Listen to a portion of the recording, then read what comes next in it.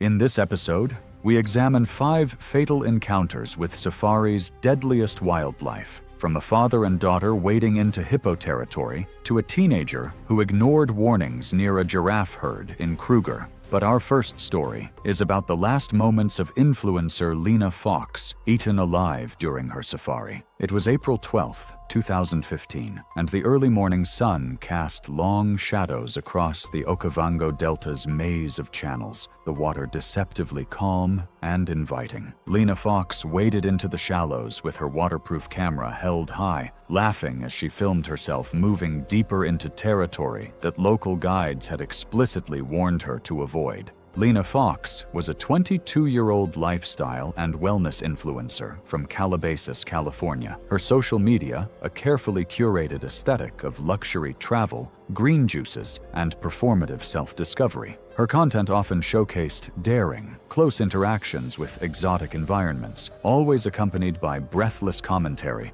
about pushing boundaries and living authentically. Friends described her as fearless to the point of recklessness, someone who routinely dismissed safety protocols as obstacles to genuine experience rather than essential precautions, and who sought out situations most people would consider too risky. She had arrived at the Okavango Delta 4 days earlier, staying at a modest lodge she openly criticized as below her brand's standard. Her goal, repeatedly stated to other guests, was to film herself wading among crocodiles for authentic proximity footage. Friends and family noted she had no formal wildlife training. Her past travel content in Bali and Tulum involved similar risky encounters with animals and sacred sites, survived more by luck than knowledge, always framed with captions about trusting the universe. What Lena either didn't know or chose to ignore was the lethal efficiency of the predator she was treating as a photo opportunity. Nile crocodiles are commonly reported up to about 16 to 20 feet and over 1,000 pounds in exceptional cases. They are ambush predators capable of extremely fast, short-range lunges from near stillness. Their hunting strategy relies on patience, remaining motionless for hours before striking with devastating precision. That morning, the lodge manager had specifically warned Lena against entering the water near the eastern channel, pointing to fresh slide marks in the mud where crocodiles had entered the water. She had signed a liability waiver, acknowledging the dangers, but told the manager he was being dramatic. A group of 4 tourists and a 19-year-old lodge assistant named Ian watched from the wooden deck about 50 feet away as Lena waded in. The water reached her thighs, then her waist. Ian shouted for her to come back, his voice carrying across the water with increasing urgency. He said that Lena turned toward him, rolling her eyes and waving dismissively while continuing to film. She had spotted 3 subadult crocodiles partially submerged near a muddy bank, approximately 20 feet to her left, their eyes and nostrils breaking the surface. She began deliberately splashing to get their attention. What she failed to notice was the much larger shape positioned in deeper water, directly ahead, distinguishable from a log only by the occasional blink of its reptilian eyes. Ian said that the attack came without warning. The large crocodile surged forward from its position, covering the distance in seconds. Its jaws opened wide, revealing rows of conical teeth before clamping down on Lena's right ankle with crushing force. The camera fell from her hands, disappearing into the churning water and likely buried in the silt. Lena grabbed desperately at the reeds nearby, her fingers tearing through the vegetation as the crocodile began its death roll, a spinning maneuver designed to tear chunks from prey too large to swallow whole. The water around her turned red, her leg twisted at an unnatural angle. Each rotation of the roll pulled her deeper, her head going under repeatedly as she fought to breathe. Ian and another lodge worker rushed to the water's edge, using long poles and flotation aids to try to reach her, shouting and striking at the water. One inexperienced assistant briefly waded in up to his waist before being pulled back by the others, showing the danger of entering the water while the crocodile had a secure grip. The crocodile's tail thrashed violently. After approximately 3 minutes of violent struggle, Lena's movements became weak, then ceased entirely. The crocodile submerged completely, dragging her body into deeper water. Ian radioed the main lodge immediately, A rescue boat arrived about 15 minutes later with additional staff, medical equipment, and rifles. Shots were fired into the water in a desperate, largely ineffective attempt to deter the crocodile. After another 30 minutes of searching, they found her remains in 7 feet of water, partially hidden beneath an undercut bank. The coroner in Maun determined she died from massive trauma and drowning. Local authorities conducted a brief investigation, interviewing witnesses, and reviewing the lodge's safety protocols. The crocodile responsible was never located or identified among the dozens inhabiting that section of the delta. Her camera was never recovered. Her family received her remains 3 weeks later after complicated repatriation procedures. Local authorities determined that Lena had ignored every warning about the delta's crocodiles, but even as the lodge placed stricter signage, just 2 years later, a father and daughter waded into those same shallows for photographs. It was June 21st, 2017, and the midday sun beat down mercilessly on a narrow channel of the Okavango Delta in Botswana. Just beyond a bend in the waterway, several massive shapes floated half-submerged, their ears twitching occasionally as they monitored the shoreline. Nathaniel Masondo was a 38-year-old mechanical engineer from Johannesburg, South Africa, known among his friends for his dedication to his only daughter following a difficult divorce 2 years prior. His weekends were typically spent at Talia's soccer matches, or planning their next adventure together. At 12 years old, Nathaniel said that Talia had inherited his curiosity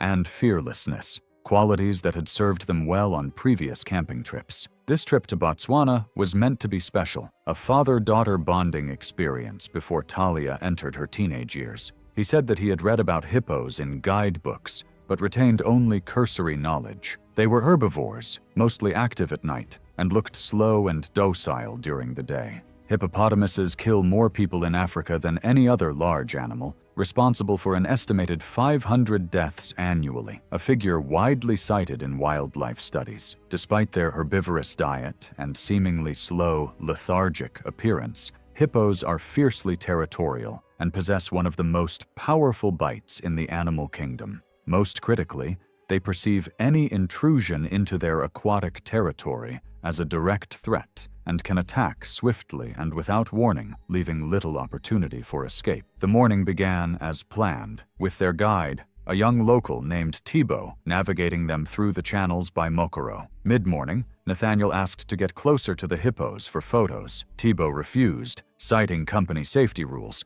but Nathaniel offered extra cash, insisting the water looked shallow. Against his better judgment, and despite company policy and inexperience, Thibaut relented, letting them exit the canoe near the bank. 3 fishermen working nets about 50 feet downstream noticed the tourists wading into the channel. They immediately began shouting warnings in Setswana and broken English, gesturing frantically for them to return to shore. One fisherman later told authorities that the hippos had been unusually aggressive all morning, charging at his empty boat twice already. Nathaniel waved back, misinterpreting their alarm as a friendly greeting. The water reached just above Talia's knees as she moved forward. Talia took 3 more steps before her foot slipped on the muddy bottom. She stumbled forward with a small cry, her arms windmilling as she fought for balance. The splash was minimal, barely louder than the gentle lapping of water against the reeds. But it was enough. A large male hippo, previously submerged with only its ears and eyes visible, erupted from the water about 15 feet away. The fishermen's shouting intensified to screams. Nathaniel spun toward the sound and saw the massive animal charging directly at his daughter, its mouth opening to reveal enormous tusks. The hippo moved with shocking speed, its bulk creating a wake that knocked Talia completely off her feet before it even reached her. The impact was devastating. The hippo's head struck her torso with the mass of a multi-ton animal, the blunt force of which instantly pinned her to the muddy bottom. Nathaniel lunged toward them, shouting his daughter's name, but the hippo's rear end swung around violently, catching Nathaniel across the ribs, sending him sprawling backward into deeper water. When Nathaniel surfaced, gasping and disoriented, he saw the hippo raise its head slightly. Talia's small body remained beneath it, her bright orange life vest visible through the churned, muddy water. The animal shifted its weight, and even from several feet away. The hippo's jaws closed around Talia's shoulder and chest, crushing with incomprehensible pressure. Their guide was screaming into a radio. Nathaniel staggered forward again, heedless of danger, and grabbed Talia's arm. He pulled with desperate strength, but the hippo's weight held her fast. Another shift of the animal's massive head, and Talia's body went completely limp. Blood began spreading through the water in dark ribbons. The noise, combined with the fisherman's continued screaming, finally caused the hippo to release its grip and back away, snorting aggressively. Nathaniel hauled Talia's body against his chest and stumbled toward shore. The fisherman had radioed the main ranger station the moment the attack began. Rangers arrived by motorboat from a nearby station in under 10 minutes, their sirens and engine noise driving the remaining hippos to the far side of the channel. Medical personnel accompanying the rangers pronounced Talia dead at the scene. The primary cause of death was determined to be traumatic asphyxiation, combined with crush injuries incompatible with life. Nathaniel suffered 3 cracked ribs and extensive bruising from the tail strike, but refused treatment until after Talia's body had been transported. 2 days later, he flew back to Johannesburg after formalities with local authorities had arranged repatriation. The tour company faced criminal charges for allowing clients to enter the water against established safety protocols, and Thibault was fired. Even as a father mourned his daughter's crushed body from the shallow waters of the delta, a former poacher would pause beneath a fig tree, brushing aside foliage as death watched silently from the branches above. It was August 14th, 2016. The sun rose over Ruaha National Park's dry savanna, casting long shadows through the acacia trees as dust hung motionless in the air. At the edge of a small tourist camp, where the scent of cooking fires mixed with the earthy smell of drought-hardened soil, Elias Corvin would make a life-changing decision. Elias, 29, from Dar es Salaam, had a complicated past. In his early 20s, he spent 3 years poaching in southern Tanzania before a close call with park rangers made him quit. Since then, he became fascinated with observing the animals he once hunted, keeping a handwritten diary of encounters. Local guides had mixed opinions. Some admired his change, others distrusted his reckless behavior. He traveled often to national parks, frequently pushing boundaries respected by experienced trackers. He had arrived at Ruaha 3 days earlier with Jonas Mbeki, a 31-year-old guide in training who had known Elias for 2 years. Jonas often accompanied him on these excursions, partly out of friendship and partly out of concern for Elias's tendency to ignore safety protocols. That morning, Elias had mentioned wanting to track leopards near the camp's perimeter, an area guides had specifically warned visitors to avoid during early hours, when predators were most active. African leopards are solitary ambush hunters. Unlike lions that hunt in coordinated groups or cheetahs that rely on speed, leopards are stealth killers that strike from elevated positions or dense cover. Their bite is a very powerful bite, capable of puncturing the neck and crushing vertebrae, concentrated through inch-long canines designed to puncture the throat or spine of prey. They can drag kills twice their body weight into trees and are known for their ability to remain motionless for hours before attacking with explosive speed, accelerating to 35 miles per hour in seconds. At 6:30 a.m., Elias left the main camp without informing the head guide, slipping past the marked boundary rope that designated safe areas. Jonas followed approximately 20 feet behind, carrying only a walking stick and his concerns. Camp staff noticed Elias's absence during the morning head count, but they knew him personally and assumed he was just briefly exploring the immediate vicinity. The two men moved through increasingly thick vegetation, pushing aside low branches and stepping over exposed roots. Jonas said that Elias was searching the ground for tracks, his attention focused downward rather than scanning the environment around him. Rangers had specifically briefed all camp visitors the previous evening about increased leopard activity near the northern fig grove, exactly where Elias was now heading. As they approached a massive fig tree roughly 200 feet beyond the camp boundary, Jonas noticed movement in the canopy above. He called out a warning, Elias's name followed by an urgent alert, but Elias was bent low, examining what appeared to be fresh scrape marks on the tree trunk. He straightened and tilted his head upward, squinting into the leaves just as the leopard shifted position on a thick branch 12 feet above. The attack happened almost without sound or warning. The leopard dropped from the branch in a controlled fall, landing squarely on Elias's shoulders with all 4 paws extended. The impact drove Elias forward onto his knees. His cry of shock cut short as the animal's weight, roughly 140 pounds, forced the air from his lungs. Curved claws, each over an inch long, punctured through his shirt and into the flesh of his upper back and shoulders, anchoring the predator to him. Jonas ran forward immediately, shouting and swinging his walking stick at the leopard's hindquarters. The animal twisted with terrifying speed, its jaws already clamped around the back of Elias's neck. Elias tried to reach behind himself, his hands grasping uselessly at spotted fur as the leopard's canines sank deeper into the vulnerable space between his skull and spine. Blood darkened his collar within seconds. Jonas later estimated the struggle lasted about a minute, though subjective time under extreme stress is unreliable. Elias's attempts to stand failed, as the leopard's weight and positioning kept him pinned forward. His movements became erratic, then weakened rapidly as the bite compressed critical structures in his neck. The leopard bit Elias's throat from the side. Jonas, seeing severe bleeding, backed away and ran toward camp, shouting for help.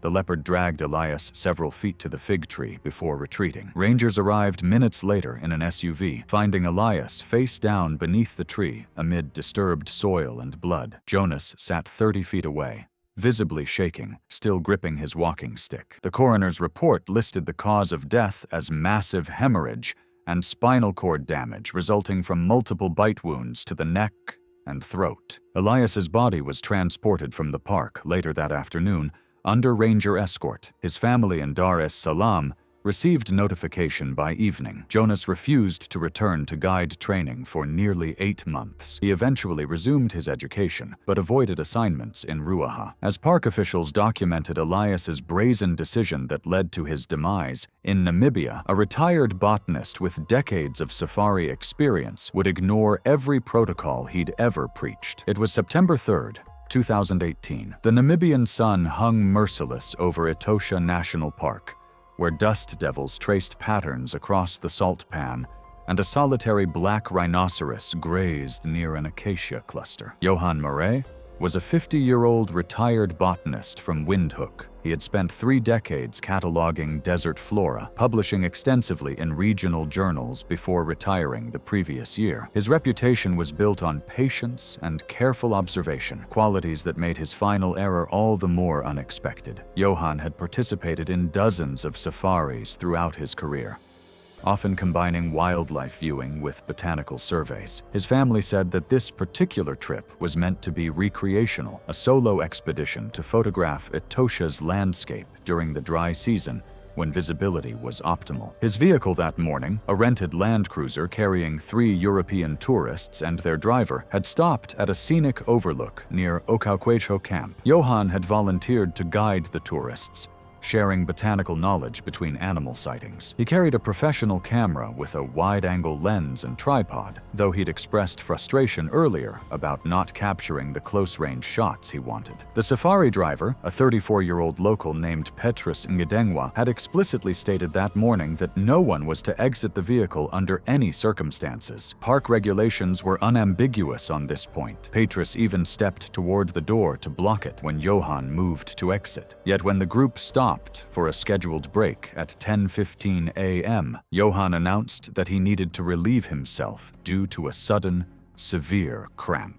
Petrus objected, pointing to the rhino visible in the mid-distance, but Johan dismissed the concern. He estimated the animal was far enough away and appeared focused on feeding. The tourists, uneasy but deferring to Johan's claimed expertise, remained in the vehicle as he stepped out. Black rhinoceroses can weigh up to 3,100 pounds, and despite their bulk, can accelerate to 35 miles per hour in seconds. Their horns, composed of compressed keratin fibers, grow up to 20 inches long and are used as battering rams capable of flipping vehicles. Unlike the more placid white rhino, black rhinos have notoriously poor eyesight but exceptional hearing, and are known for defensive aggression. They will charge perceived threats without warning, using their horns to gore or trample, causing catastrophic blunt force trauma. A rhino's charge generates enough kinetic energy to crush rib cages and shatter skulls on impact. Johann walked approximately 15 feet from the land cruiser, positioning himself partially behind a stunted shrub. He was unzipping his pants when the rhino lifted its massive head, ears rotating likely toward the sound of the vehicle door closing. For several seconds, the animal remained motionless, testing the air. Johann, concentrating on his immediate task, failed to notice this behavioral shift. One of the tourists later reported that the rhino had begun walking toward them before Johann even turned around. She had reached for Petrus's shoulder to alert him when the rhino broke into a full charge. The rhino covered the distance in less than 8 seconds, its bulk accelerating with the momentum of a small truck. Johann turned at the sound, the thundering hoofbeats unmistakable, but had no time to react. The rhino's horn caught him squarely in the torso, the impact lifting him off his feet and throwing him forward 6 feet. Witnesses heard the distinct crack of ribs shattering, multiple bones breaking simultaneously under the force of the blow. Johann hit the ground face first, and his body limped. The rhino did not stop. It trampled him, its front legs coming down on his back with its full weight concentrated into relatively small hooves. Blood spread rapidly from beneath Johann's head, soaking into the pale dust. His skull had fractured on impact with the ground, the trauma compounded by the rhino's weight crushing his cervical spine. The rhino lingered near the body, agitated and defensive. Petrus screamed into the radio, his voice breaking as he called for emergency assistance from park headquarters. He ordered the tourists to remain absolutely still and quiet while he closed the vehicle doors and kept the engine running as a shield. The rhino remained near Johann's body for nearly 3 minutes before slowly moving away, its territorial display complete. Park rangers arrived 9 minutes after Petrus's call, driving from Ocauquecho station approximately 4 miles away, with air horns blaring. The noise drove the rhino back toward the acacia cluster. Rangers confirmed Johann was deceased before moving his body. The park logged the incident as a protocol violation, resulting in a fatal wildlife encounter. Johann's body was transported to Windhoek for formal autopsy. The tourists departed Namibia 3 days later, all declining media interviews. Etosha officials issued a renewed advisory emphasizing that exiting vehicles in wildlife areas was prohibited without exception. Rangers didn't even need to chase the rhino from Johann's crushed body when, 1,500 miles south in Kruger National Park, a 15-year-old boy leaned from his safari vehicle with a carrot extended toward a giraffe. It was March 28, 2014, the afternoon sun casting long shadows across the golden savanna of Kruger National Park. The air shimmered with heat as a safari vehicle idled along the dusty road, its passengers adjusting cameras and binoculars, anticipating wildlife encounters. Lucas van Heerden was a lanky, energetic 15-year-old from Pretoria, known among his classmates for his obsession with wildlife documentaries and his collection of animal facts. His biology teacher had written in his most recent report card that Lucas possessed genuine curiosity about the natural world, but struggled with impulse control and following directions. His bedroom walls were covered with posters of African megafauna, lions, elephants, rhinos, but his favorite had always been giraffes, which his parents said he found both majestic and approachable. This safari trip was a birthday gift from his parents, who had saved for months to afford the premium 3-day package through Kruger. Lucas had spent weeks planning what he wanted to photograph, creating detailed lists in his notebook. His mother, Annika, had made him promise repeatedly to follow all guide instructions, knowing her son's tendency to push boundaries. His father, Peter, had joked that Lucas would probably try to pet a lion if given the chance. The safari vehicle had been on the road for approximately 2 hours when the guide, a veteran ranger named Willem Botha, spotted a small group of 3 giraffes browsing acacia leaves about 50 yards from the road. He brought the open-topped Land Cruiser to a stop, reminding passengers in both English and Afrikaans to remain seated and keep their hands inside the vehicle. Adult giraffes stand up to 18 feet tall and weigh between 1,700 and 2,800 pounds. Their legs alone can be 6 feet long,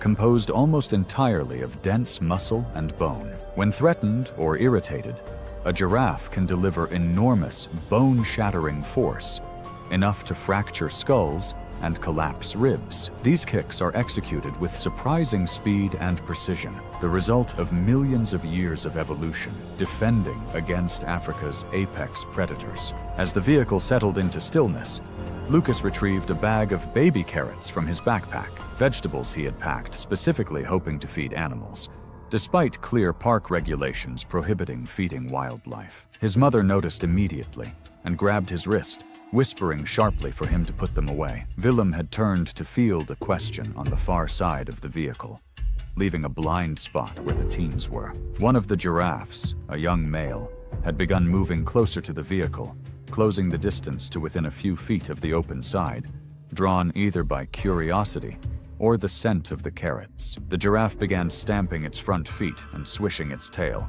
a sign of rising agitation at the vehicle's proximity. Lucas stood up on his seat, leaning over the side of the vehicle with his arm extended, a bright orange carrot clutched in his fingers. Annika lunged for him, her shout of warning drowned out by the excited chatter of other tourists. The giraffe, now less than 8 feet away, nearly parallel with the vehicle's open seating row, stopped browsing and lowered its head, focusing on the boy. In an instant, the giraffe pivoted sharply and lashed out sideways with a powerful backward kick, the hoof arcing through the open side of the vehicle at seat height and connecting with Lucas's upper chest and throat. Lucas's body jerked backward with tremendous force, his head snapping against the metal frame of the vehicle's roll bar with an audible crack that silenced the entire group. He crumpled into the footwell between seats, blood pouring from his nose and mouth, his chest visibly misshapen where ribs had collapsed inward. His mother screamed and tried to reach him,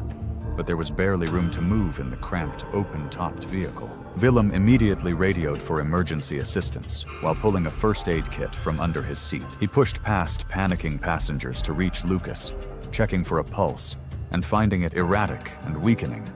A nearby ranger vehicle, returning from another call, swept round the bend and reached them in about 8 minutes. The medics attempted resuscitation for an additional 12 minutes before officially pronouncing Lucas dead at the scene. The preliminary assessment noted massive blunt force trauma to the chest and head, with probable skull fracture, crushed trachea, broken ribs, and severe internal bleeding. The Van Heerden family returned to Pretoria 3 days later, their other 2 safari days canceled. Peter drove in silence while Annika sat in the passenger seat, still wearing the same clothes from the day of the incident. Kruger National Park's incident report led to enhanced safety briefings and stricter enforcement of the no-feeding policy. The safari company installed higher barriers on their vehicles and required guides to conduct more frequent head counts to ensure all passengers remained seated. Lucas's death received brief mention in Pretoria newspapers